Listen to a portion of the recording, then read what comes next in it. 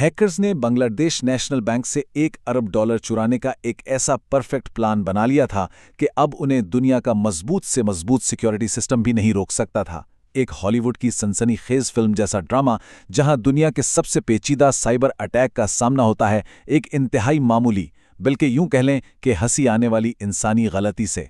आज के इस तफसीली जायजे में खुशामदीद, चलें सीधा इस केस की गहराई में चलते हैं। $1 अरब। जी हाँ, जरा इस हिंसे पे गौर करें।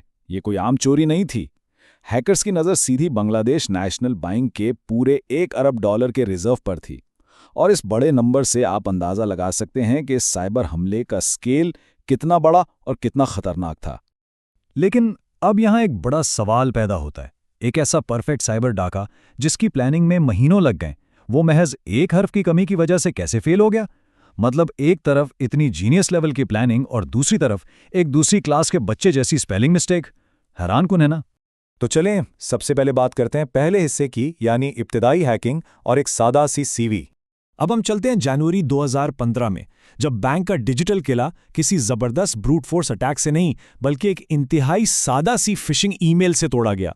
हुआ कुछ यूं कि एक जिप फाइल में किसी जॉब एप्लीकेंट की फेक सीवी आई थी। अब इंसानी तजस्सुस तो आपको पता ही है। बैंक के 3 एम्प्लॉइज ने वो ईमेल खोली और सीवी डाउनलोड भी कर ली, और बस यहीं से एक पीसी इन्फेक्ट हुआ और तारीख की सबसे बड़ी साइबर डकैती का काउंटडाउन शुरू हो गया।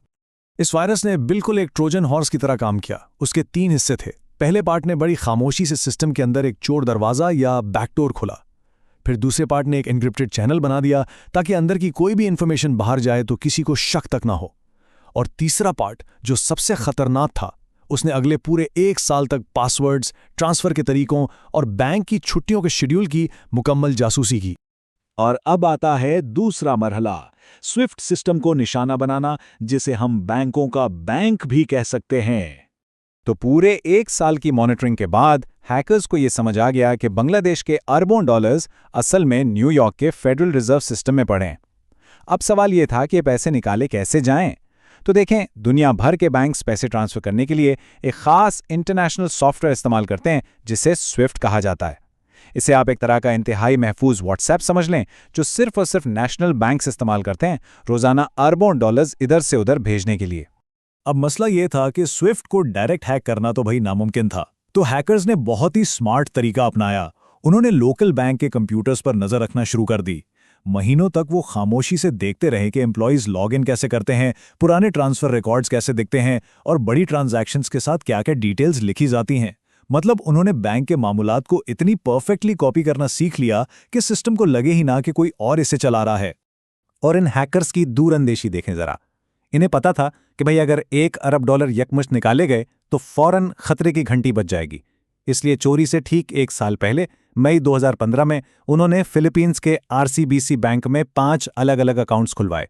हर अकाउंट में सिर्फ $500 जमा करवाए और फिर उन्हें पूरा 1 साल बिल्कुल खामोश छोड़ दिया। इसके अलावा एक और अकाउंट श्रीलंका में भी खुलवाया गया।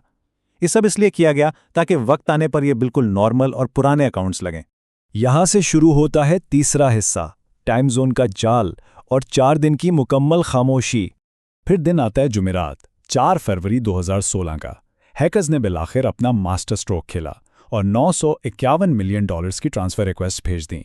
और उनकी टाइमिंग चेक करें, उन्होंने 3 मुख्तलिफ टाइम जोन्स और नेशनल हॉलीडेज को अपना हथियार बनाया। जुमेरात की रात बांग्लादेश में वीकेंड शुरू हो रहा था। जुमा की सुबह न्यूयॉर्क फेडरल रिजर्व का वर्किंग डे था और फिर पीर के दिन फिलिपाइन में चाइनीज न्यू ईयर की वजह से बैंक बंद थे। इस कैलकुलेशन ने हैकर्स को पूरे 4 दिन का ऐसा ब्लैंकेट दे दिया जिसमें कोई इन्हें डिस्टर्ब नहीं कर सकता था। अब हम आते हैं चौथे और सबसे सनसनीखेज हिस्से की तरफ, अरब डॉलर की टाइपो और वो एक गायब हर्फ। सब कुछ बिल्कुल प्लान के मुताबिक चल रहा था। लाखों डॉलर्स बड़ी रवानी के साथ हैकर्स के अकाउंट्स में ट्रांसफर हो रहे थे। लेकिन फिर एक ऐसा मोड़ आया जिसने सब कुछ बदल दिया। हुआ कुछ यूं कि श्रीलंका की एक चैरिटी के लिए $20 मिलियन भेजते वक्त हैकर्स ने फाउंडेशन की स्पेलिंग में गलती से हर्फ अब ओ नहीं लिखा और उसे फाउंडेशन टाइप कर दिया। और बस जर्मनी के एक रूटिंग बैंक ने उस मामूली से मिसिंग ओ को फौरन पकड़ लिया और वहीं पर ट्रांसफर का प्रोसेस रोक दिया। इस एक छोटी सी स्पेलिंग मिस्टेक की वजह से न्यूयॉर्क फेडरल रिजर्व में तो जैसे खलबली मच गई। उन्हें फौरन एहसास हो गया कि दाल में कुछ काला है। लेकिन जब उन्होंने बांग्लादेश बैंक से राब्ता करने की कोशिश की ताकि उन्हें अलर्ट कर सकें, तो वहां तो जुमा की छुट्टी थी। बैंक मुकम्मल तौर पर बंद था और कोई भी इनका ये अलर्ट सुनने के लिए मौजूद ही नहीं था। 5वां हिस्सा, निशानात मिटाना और एक खाली प्रिंटर का राज। ये हिस्सा वाकई किसी हॉलीवुड जासूसी फिल्म जैसा लगता है। हैकर्स सुबह के 4 बजे लॉग आउट कर रहे थे, लेकिन उन्हें अपने निशान भी मिटाने थे। दफ्तर के कोने में जो HP लेजरजेट प्रिंटर रखा था, जिसका काम हर स्विफ्ट ट्रांजैक्शन का रिकॉर्ड प्रिंट करना था, उन्होंने उसे भी हैक कर लिया। अब वो प्रिंटर सिर्फ और सिर्फ खाली कागज बाहर निकाल रहा था। जरा सोचें, वो हजारों मील दूर बैठकर भी बैंक के इस कमरे का फिजिकल कंट्रोल अपने हाथ में लिए हुए थे। लेकिन यहां पर किस्मत की सितम ज़रीफी देखें। एक बार फिर इंसानी गलती बीच में आ गई। ड्यूटी पर जो एम्प्लॉय मौजूद था, उसने इन खाली निकलते हुए पेपर्स को देखा और ये समझकर इग्नोर कर दिया कि शायद प्रिंटर में कोई छोटी मोटी खराबी होगी। और इस तरह जो तफ्तीश उसी वक्त शुरू हो जानी चाहिए थी, वो हफ्ते की सुबह तक लटक गई। छठा और आखिरी हिस्सा, लापता करोड़ों डॉलर और इस चोरी का अंजाम। हफ्ते की सुबह जब बांग्लादेश बैंक का अमला दफ्तर पहुंचा तो वहां बाकायदा कहराम मचा हुआ था। स्विफ्ट सिस्टम लॉक हो चुका था और न्यूयॉर्क से रेड फ्लैग्स की लाइन लगी हुई थी। अब जरा इस सारे वाक़े का फाइनेंशियल रिजल्ट देखें। टोटल टारगेट $951 मिलियन का था। इसमें से इस एक छोटी सी टाइपो की वजह से $850 मिलियन से ज्यादा तो बच गए, लेकिन बदकिस्मती से $81 मिलियन कामयाबी के साथ फिलीपींस के उन अकाउंट्स में ट्रांसफर हो चुके थे। और वो जो $81 मिलियन थे ना, वो मंगल की सुबह मनीला में बहुत तेजी से कैश करवा लिए गए, क्योंकि RCBC बैंक के मैनेजर ने स्टॉप पेमेंट के अलर्ट को मुकम्मल तौर पर नज़रअंदाज कर दिया था। और फिर ये सारा पैसा बड़े बड़े कैसीनो के जरिए मनी लॉन्ड्रिंग करके हांगकांग शिफ्ट कर दिया गया। इस पूरी कहानी के अंजाम ने सबको हैरान करके रख दिया। RCBC के मैनेजर को तो मनी लॉन्ड्रिंग के जुर्म में 7 साल की सजा हो गई।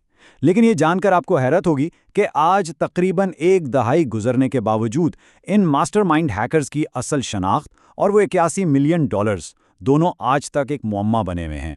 और बांग्लादेश बैंक बेचारा आज भी 81 मिलियन लुट जाने के गम और 850 मिलियन बच जाने की खुशी के बीच मिले जुले एहसासात का शिकार है। तो आखिर में ये एक ऐसी बात है जो वाकई हमें सोचने पर मजबूर कर देती है। अगर दुनिया के जदीद तरीन और ताकतवर बैंकिंग सिस्टम्स को महज एक सादा सी फिशिंग ईमेल से बाईपास किया जा सकता है और $1 अरब का साइबर डाका सिर्फ एक हर्फ मिस होने की वजह से फेल हो सकता है, तो क्या ये इंसानी गलती हमारी सबसे बड़ी कमजोरी है या हमारी सबसे बड़ी ढाल? आज के इस जायजे में हमारे साथ जुड़े रहने का बहुत शुक्रिया। मिलते हैं किसी और ऐसे ही दिलचस्प और मालूमाती मौजू के साथ।